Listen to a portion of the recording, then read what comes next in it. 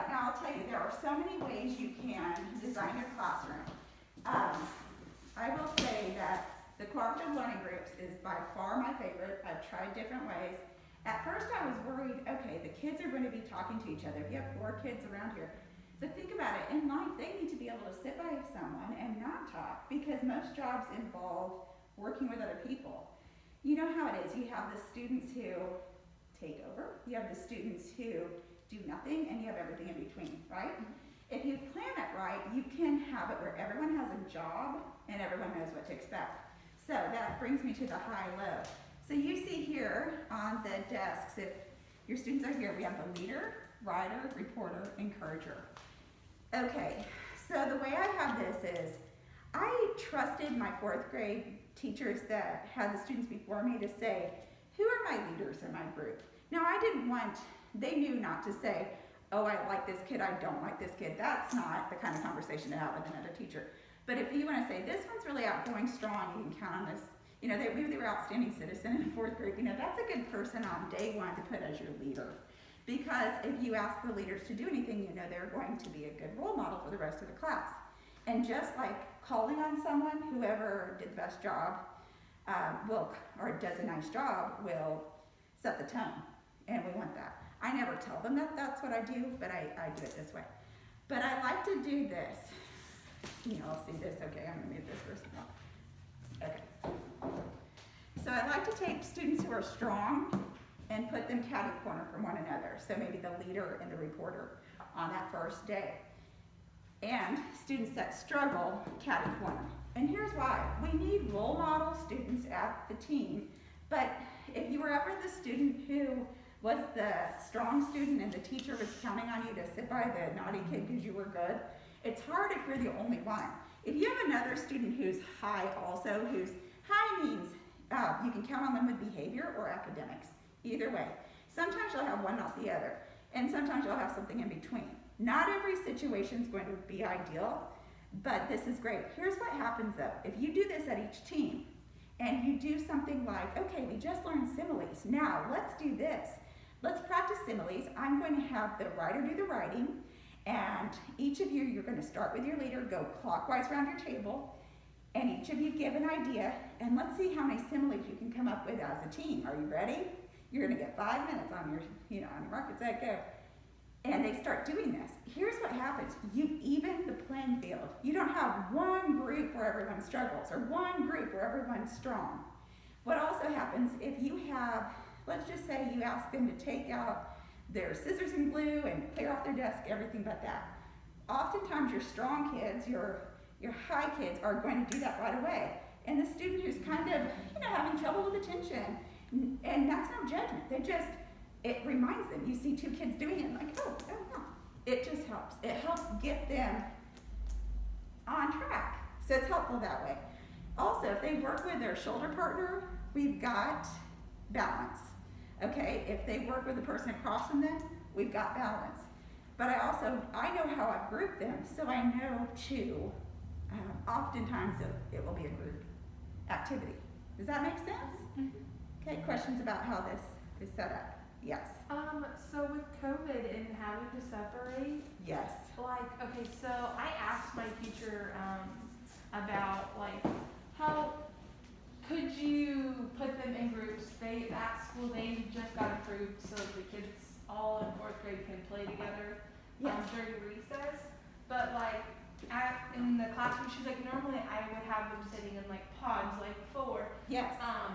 But how would you, because I noticed it's just, she changes That's such a good question, and that's really the big question. That's my first thing I said to some of my favorite teacher friends. I'm like, I'm so sorry that you're not going to be able to use cooperative learning groups the way you have in the past. There are schools that have put plexiglass dividers between, but if you can't do that, here as well. Some are having them, they know maybe this row that's spread out, their team 4 or team 3. And they can Zoom each other, and they can have a Zoom meeting, and they can talk that way with headphones on. And that is their opportunity. They still know, okay, I'm leader, so I go first, and they know the clockwise rotation, but they can do it that way. So that's another option. It's a little bit more complicated. You've got to have the technology to be able to do that. But that's another way to do it. Have you heard of any good ideas or anyone? This is how we learn from each other. So. But it's a tough one. Mhm. We're all hopeful that we're going to be able to get back to how it was. I'm going to keep going with this concept just because just because. But I'm going to tell you how this works is they all get into their group, and I make sure that they all understand, okay, you're the leader, you're the person who can get up for the group and get materials. So if we're doing a project that involves anything like paints or something like that, I'd rather have one person from every team getting up and back and forth than anyone. Keeps you from having those kids who wander around, okay? Also, they collect materials for the team. So imagine I just gave a spelling test, and I will ask them to pass their paper to their leader. And then the leader stacks them up, and then I have one of the leaders pick them up from each of the teams and then hand them to me, and it's great.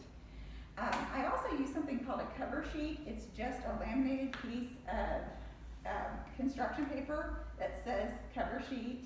Be sure to proofread your paper before you finish. And they use that to cover their answers.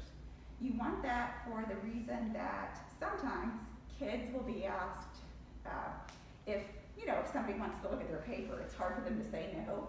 But if you have that cover sheet and you tell them you've got to have that cover sheet on, or I'm going to have to count off, then they have, sorry, I have to cover my answers. It helps with that, and obviously it helps with the other. So if they took the spelling test, for instance, I'll say pass your test to your leader and your cover sheet to your reporter. The leader will stack them up, and what's nice too, the leader's job is also to make sure everyone has their name on their paper. And they might say, oh, Megan, you forgot your name, and you'll be like, oh, good. You know what it's like, you're interning right now. You know those papers that don't have names, how frustrating that can be. So it's nice teamwork to help each other, and it helps you because is your goal to make sure they put the name on their paper, or is it to teach the concepts? We want responsibility, but you don't want to spend too much time on that. So that's helpful.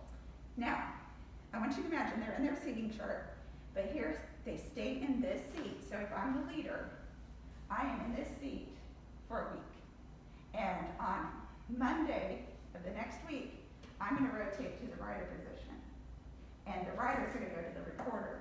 Reporter's going to the encourager, and the encourager's the new leader. So everyone gets a turn. We do this for 4 weeks, and then we have a brand new seating chart where they're all mixed up again. Okay? Now, the writer, they do the writing for the team. So if we're listing the similes or whatever it is, they might be the word processor that evolved to that. So if we have a iPad or a laptop, they might do the writing of the report or whatever it is. The reporter does the speaking for the group. So if they came up with their similes, the writer did the writing, they each took a turn, the reporter will get up and stand and announce what they came up with together. And the encourager makes sure everyone's involved. Okay, they're also the moderator, and I added that because not everyone gets along. So what I teach them is this. Let's say they're working on a group project, and one person wants to color the background midnight blue, and the other one wants sky blue. And they're starting to bicker. The encourager knows what to do. Well, let's take it to a vote. They know that's the first thing. Okay, well, we've got 2 sky blues and 2 midnight blues. So then they know the next step is to do rock, paper, scissors. And then they have an answer. You know what I love is they are problem solving on their own. They tell me at recess, oh, we took it to a vote, or we did rock, paper, scissors, or who got the basketball next. We want them to learn to problem solve on their own. You're giving them the tools. And they each have a job once every 4 weeks to be that person. So they're learning how to do it. So it's a good thing. Okay, so when they switch, my students have all their stuff in their desk where they have like an open spot. Some have the desks that open. Some teachers have flexible seating. We talked about that a little bit, right? Have we? About how some teachers love it and some don't love it?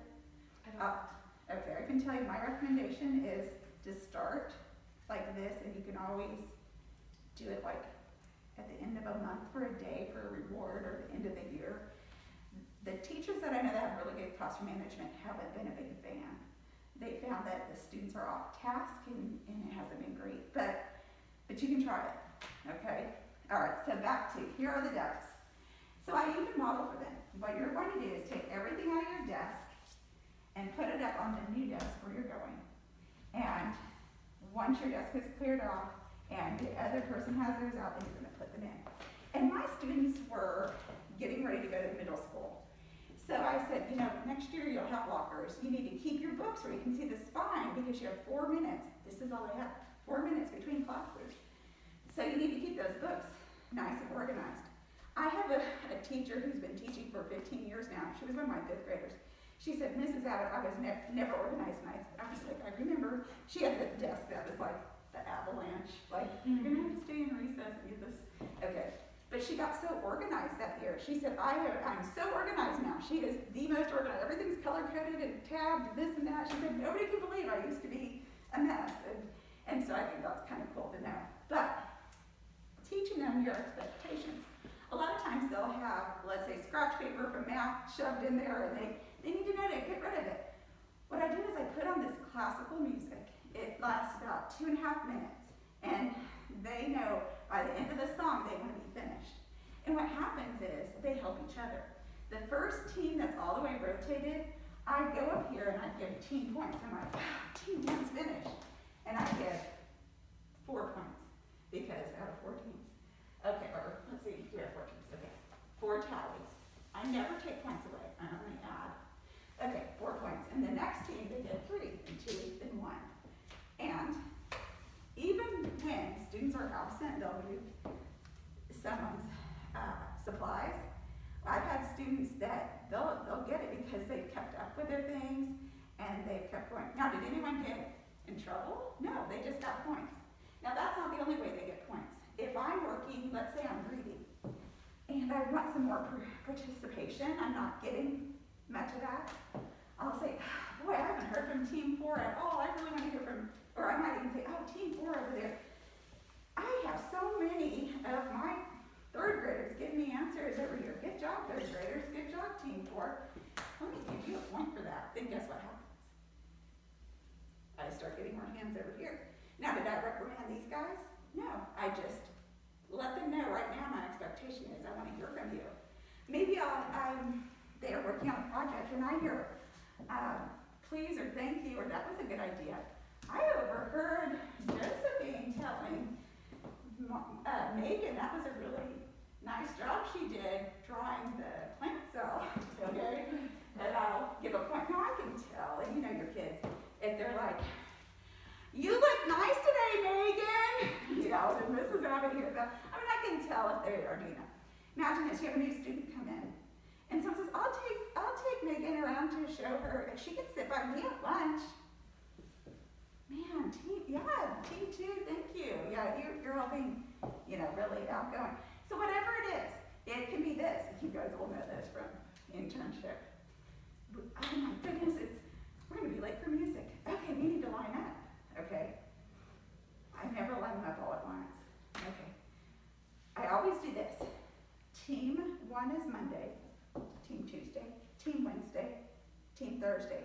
The team with the most points is team Friday. Okay? And it cannot change. Oh, it's Wednesday. Okay. Team 3 can line up for music. Push in your chairs. And so what happens? You start singing. Okay. And we always go 3, 4, 1, 2. Okay? Well, what happens? On Thursday, team 4 goes first. Then 1, then 2, then 3. What happens on Friday? The team with most points. What happens Monday? Team 1. It's as fair as you can make it. Team of the day, we get the first dibs on the playground equipment. You've only got 1 soccer ball and 1 basketball, and you get dibs on that first. Whatever, so you line up first, you take what you want, and then team 4 has dibs, but everyone, do you see how this really helps? They appreciate that. Kids like justice, they want things to be fair. But you've got them lining up. You know this because, those kids that don't line up quickly, they're just, you're like, come on, you gotta go. You might say, wow, team 3, you lined up so quickly and quietly. I think you need a point for that because I need them to line up really behind her facing, oh my goodness. Let's try to surprise Mrs. Smith when we get to the music room, and maybe she won't even see us coming. And then all of a sudden, what do I see? Oh my, look at team 4, good job. I have to do that where I need to. If somebody doesn't get a point, they're not upset because these are bonus. This isn't taking anything away. I'm just adding to. Okay?